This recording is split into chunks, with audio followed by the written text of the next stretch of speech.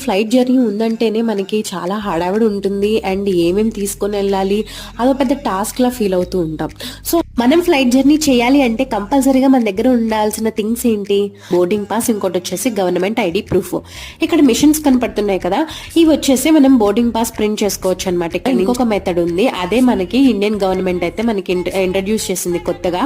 So paper less and digitalised entry ఉండాలి అని డిజి యాత్ర ఎంట్రీ అని అయితే మనకి స్టార్ట్ చేశారు. దీంట్లో ఏంటంటే మనం లెస్ దాన్ 2 minutes లో అయితే మనము చెక్ ఇన్ చేసేయచ్చు అనమాట.